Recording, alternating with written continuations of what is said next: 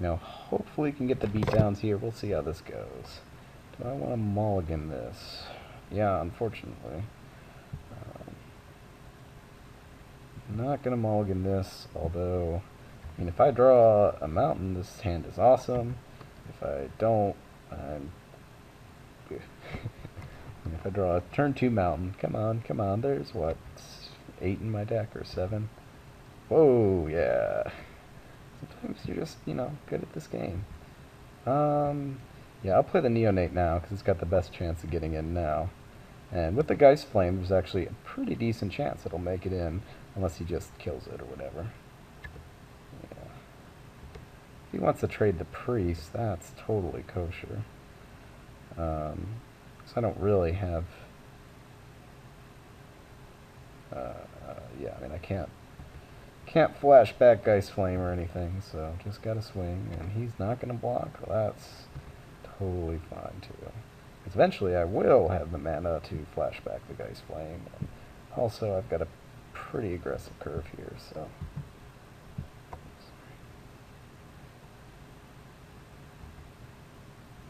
But now he's a 3-2, and that's pretty awesome.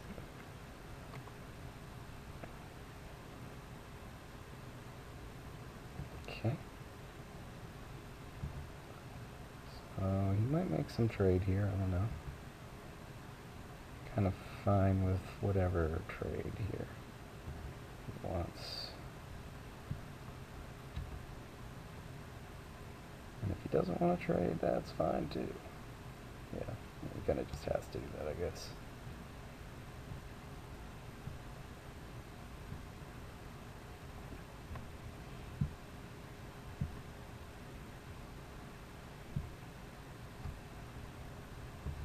So one more land and I can double Geist Flame, which I might do against that Priest, we'll see.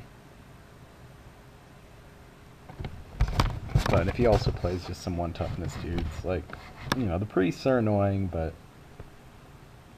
eventually they become irrelevant.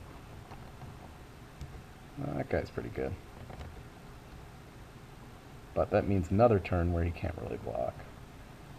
He may just try to block this guy, since that's the, you know, sort of the value he's going to get out of it, but...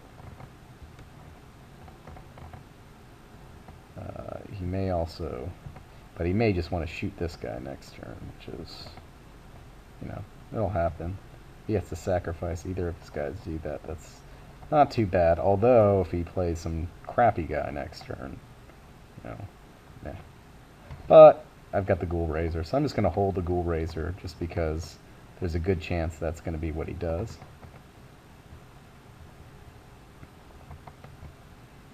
Is shoot this guy.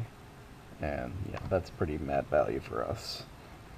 And otherwise, playing the Ghoul Razor doesn't really give us a lot of huge advantage here. He doesn't know we have the Geist Flame, so he doesn't realize quite how good this guy is right now.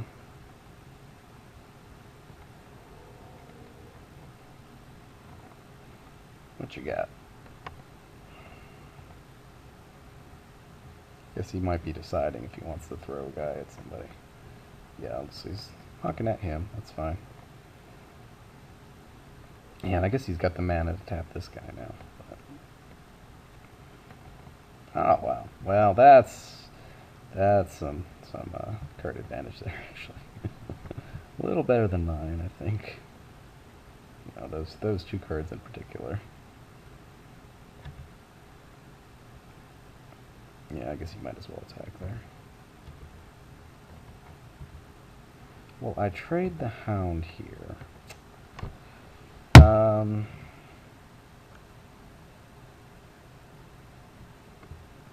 Yeah, he's got the burner in hand, and I think that's fine to make this trade. Because the 2-3 is going to be annoying otherwise. Ooh, actually, that was a mistake. So I should have played my land, and then I could have just killed his Sleuth with my Geist Flame.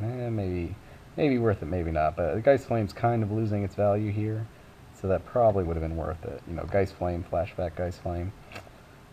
Instead, we'll just trade here. But that's fine. I mean, I still got some value out of that, and he's still not very far ahead.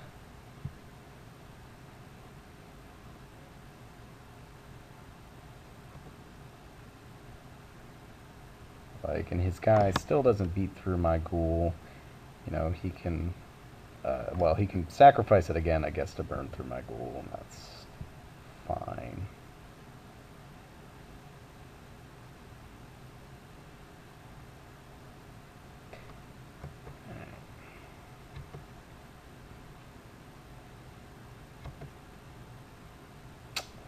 So I can deadweight that guy. That seems like the play.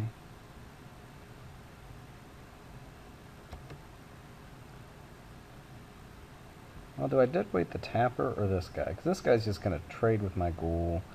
Tapper is going to... Well, he can get some more value out of that, I think. I think I just need to kill that guy.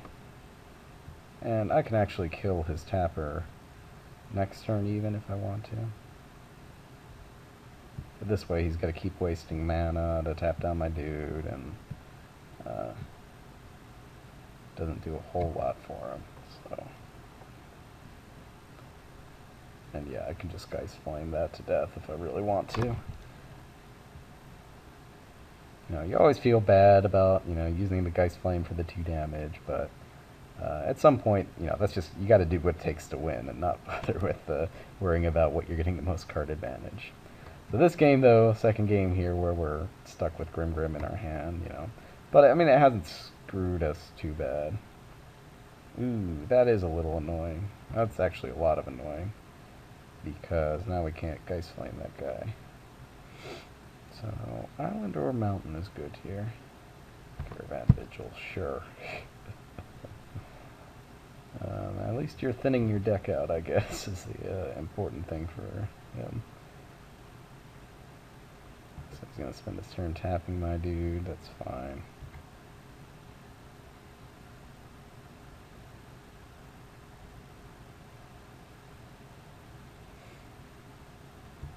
Typhoid Rats are alright, because, you know, he's got whatever they can trade with, and also, worst case, he's a good Grim thing to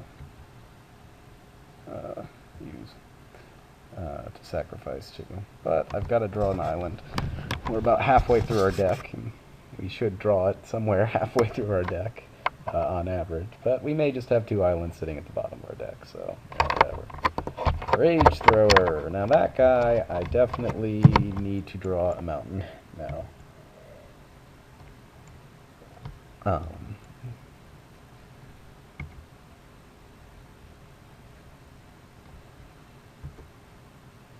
Yeah, that's pretty good. So I think I'll let him tap my guy down, kill his Rage Thrower, and swing in with whoever.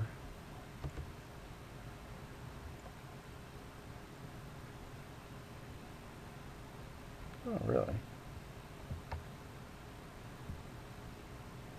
Okay. He's actually going to let me do that. That's fine.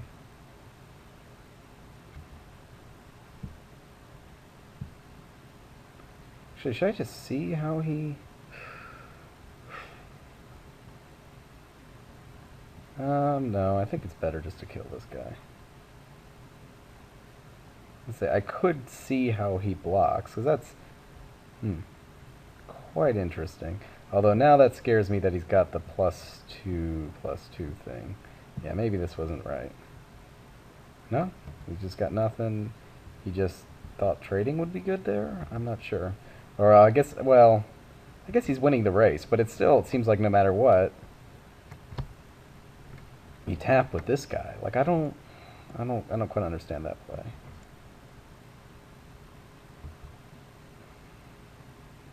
Maybe he just thought I wouldn't attack with both. I don't know. That guy's pretty good here.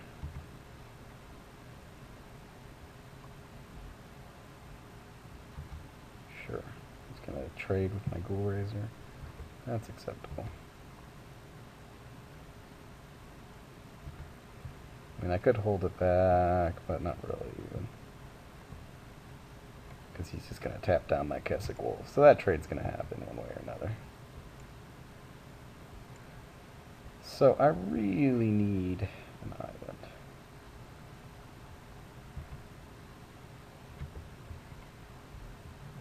And I'm still sitting pretty well, but if he plays some sort of bomb pretty soon here, I'm in trouble. And I'm only, well, you know, I'll ping him for some more. I'm pinging him for 1 this turn, but Riot Devils will put a little more on, but we're kind of just trading back and forth here. This is the type of game that I kind of don't like with this format, where it's just like you're trading back and forth, and then it kind of comes down to, well, who drew the most lands, or, you know, the right ratio of lands and removal spells or whatever. Like, you know, if your opponent's drawn then dudes and you're not, you just kind of lose. Alright, well this is pretty sweet.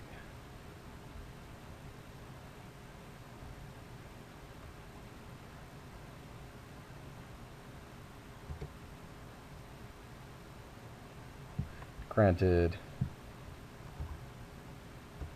Oh yeah, so now if he tries to tap any of my dudes, then I can use Grimgrim.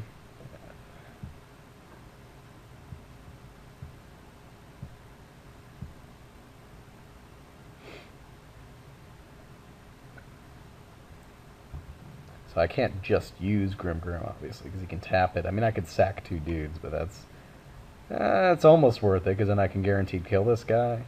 But yeah, otherwise, I mean, I could just swing with everybody, and he's just kind of dead. So I think he's just dead in general here.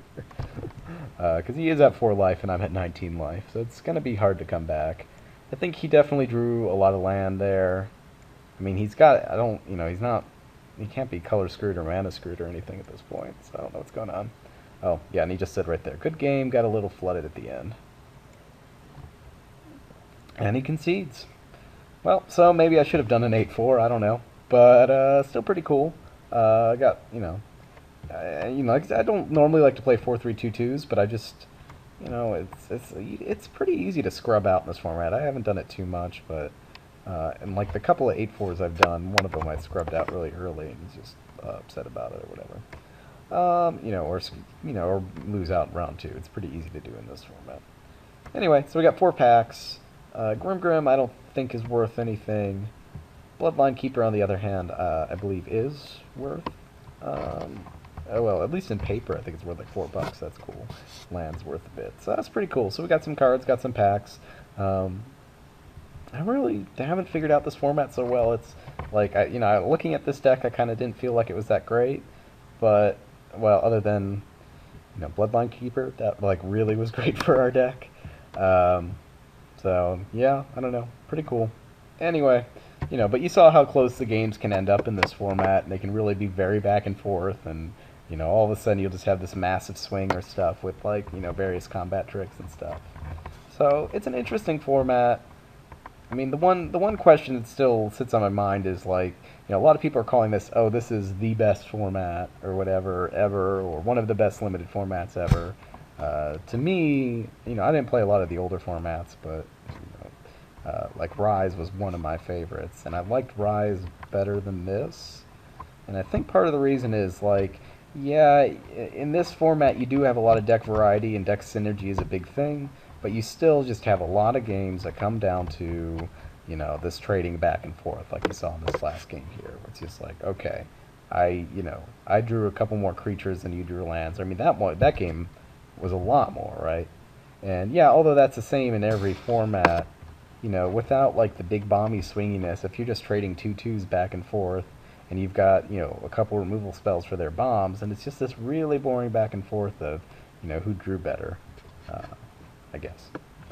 Anyway, I don't know. So there's my rant on the format. So I'm just not sure if, you know, if it's as skill intensive as there is luck to it too.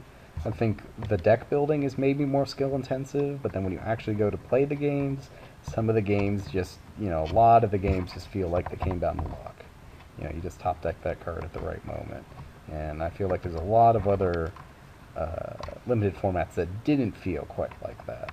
So, I don't know, but it's still a cool format. I'm still learning it, and still having fun with it. So, thanks for watching. I'm going to try to post up, you know, more videos, you know, at least try to get on my weekly schedule, if not more again. Sorry for the delay. I really wanted to post some more, but, you know, my hard drive went bad, and my motherboard went bad, and then Skyrim came out, and you know. But here I am, computer's back up and running, and you know, got some videos for you. I'll keep posting them up here as they come out. So thanks for watching. Feel free to post comments and all that good stuff, and have a good night or day or whatever it is. Thanks. Bye.